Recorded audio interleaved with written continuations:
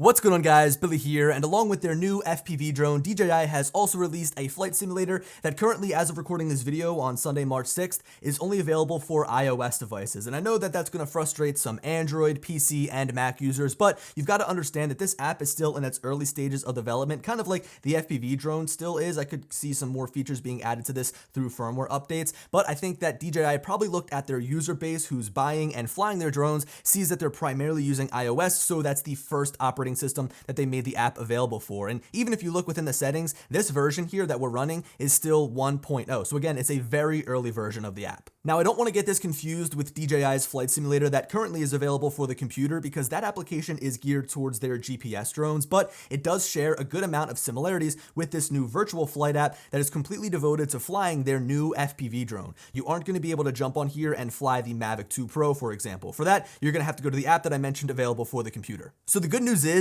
you don't have to actually own DJI's FPV drone to download their virtual flight app. You can just go to the App Store. It's a free download, but I've got to warn you, if you plan on flying the drone with just your touchscreen, you're probably going to have a rough experience. It's definitely passable if you plan on flying in normal mode or sport mode, but as soon as you flip into manual mode, it is a complete nightmare. The lack of tactile control makes me feel like I have no control over the drone, and the screen usually just ends up going haywire, which then results in my drone crashing virtually. Now, if the touchscreen isn't your thing, which I don't think most people will make it past one flight and want to continue flying with their screen, then you can use a third-party remote controller, hook it up to your phone via Bluetooth, and then fly using the joysticks. Just as an example, I've got an Xbox One remote here that pairs up to my iPhone via Bluetooth, no issues at all. Now, when I go over to DJI's Virtual Flight app, I'm still going to select smartphone control instead of the remote control option, which is dedicated to DJI's own remote control. And while I'm unable to navigate the app using the remote joysticks or the buttons, I've still got to use the touchscreen. I can use the joysticks to fly the drone, which is really the primary function that you want to use it for. This tactile control is so much better than using your phone's touchscreen.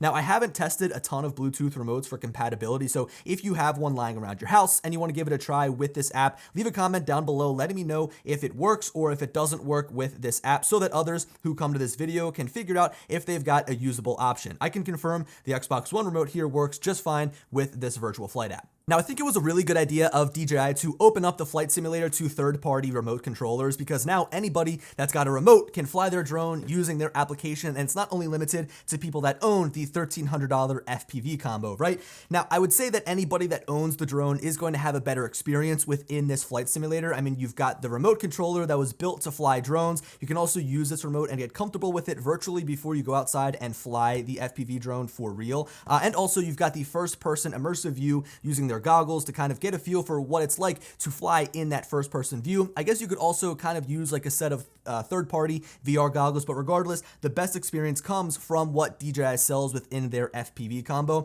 But I kind of want to play devil's advocate here and say that you probably don't necessarily need a flight simulator if you're going to be learning to fly FPV on this drone with all of its great flight modes and flight features built in, but we'll get more into that here towards the end of the video. So to hook up the goggles to the remote, you'll first want to connect the battery to the goggles and turn on both accessories. From this point, all you have to do is plug your device into the USB-C port on the goggles. To make sure that you are connected, you can check out the status indicator in the top right corner of the screen on the main menu within the Virtual Flight app. Basically, you could think of the iPhone as the brains of the operation, so it runs the app on the phone and it displays what's on the screen to the goggles and inputs the controls from the remote to the app so you can fly your drone virtually before flying it outside where you could potentially crash it. Now, what works out really well in this application and in this simulator's favor is that it runs on Epic's Unreal Engine, so that means that this feels like a full-blown video game. The controls are really precise, the graphics are really sharp, and it overall just feels like a really well-polished simulator, even though, again, it's still on that very first version and has a long ways to go. Now, my biggest complaint is that the app is very bare bones. Like, in the settings, all you can change is the screen aspect ratio, the camera field of view, whether you want the fisheye effect on or off,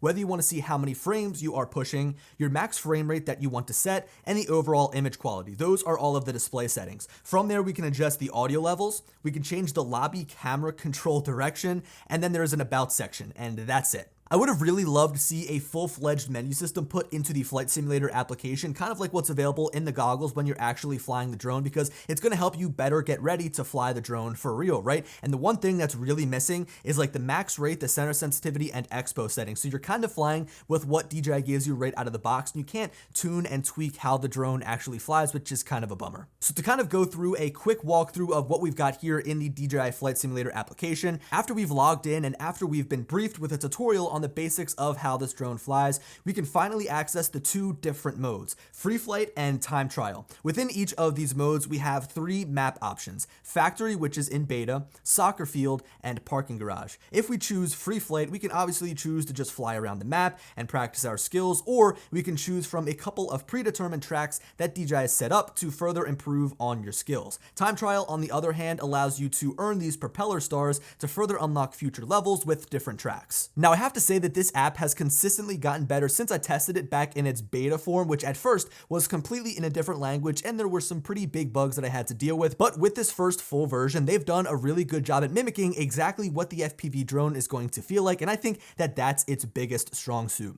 The maps are also interesting to fly around. It's got a pretty good amount of modes for long playability. The Unreal Engine is definitely a huge part of why this app runs so well, but again, that strong suit really comes down to the fact that it feels almost exactly like how the FPV drone flies. So if you're planning on picking the drone up or just want to buzz around virtually at first before you fly your actual drone, this is going to be a great representation of what you can expect. So that pretty much wraps up our overview of DJI's Virtual Flight Simulator application. And now, like I said in the beginning, it is time to play devil's advocate and cover why I believe that it's actually better to just get out and fly this drone rather than use a virtual flight simulator. Now, I understand that it's there for a reason. It's a good tool for someone to use to get a feel for their drone before they actually put it in the air, potentially crash it and lose a lot of money. So I understand that it's got its strong suits, but you're not going to get the full experience flying in a simulator as you would just flying the actual drone. I mean, this is going to give you a one-to-one experience of flying a drone, whereas the virtual flight simulator feels just a little bit fake. It's there, it almost is, but it's not like flying the actual thing. So with DJI's FPV drone, they've built flight modes to help somebody progress from flying in a fully GPS-aided flight all the way to a fully manual flight. And if you guys watched my flight mode video, I walked through everything this drone has to offer. Basically, what I'd recommend doing is going out to an open area and begin flying in the normal mode. Get a feel for the drone at first, then bump up into sport mode and play with the different roll angles to get a feel for the faster speed and to understand how an FPV drone banks from side to side on your turns. Finally, once you're ready to move into manual mode, you can turn on the attitude limit in the settings, which gives you the ability to fly in full manual and get a feel for the sticks, but the drone is limited and will not flip over. This means that no matter which way you move the drone, forwards, backwards, or side to side,